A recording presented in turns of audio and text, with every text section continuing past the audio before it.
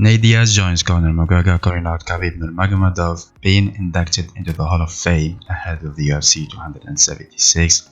2 weeks ago, Conor posted a couple of tweets criticizing the event, and it reads, "Looking forward to my own Hall of Fame and to all the same. I'ma show in first of everything.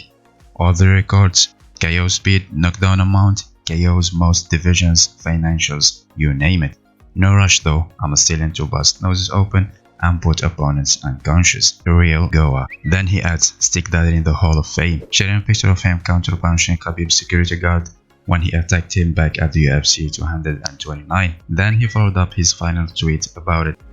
And on the MMA Hour with Ariel Halwani, Nate Diaz by his turn took shots at KHABIB, and this is what he had to say. At first they were like, "Why do you want me to fight him?" The same reason why they wanted me to fight KHABIB when he was brand ass new.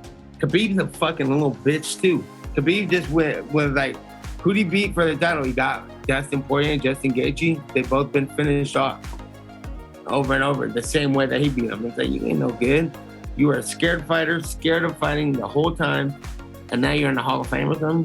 I was here before the Hall of Fame even showed up, actually.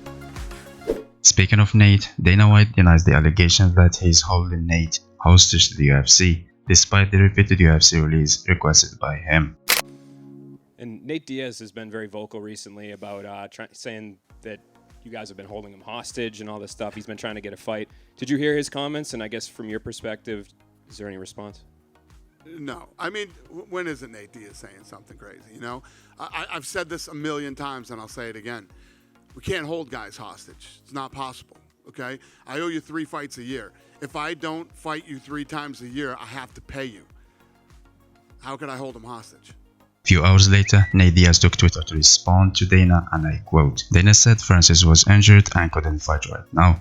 I don't know why he was so confused in the interview, and in the last 9 months I've been offered 0 fights, and he asked for 5 legitimate opponents." Then when Jake Paul hopped on the wagon, defended Nate Diaz. Dana III wide grades Nate Diaz to the media, and then in the private gets on his knees begging Nate to stay so they can try and revive Conor McGregor.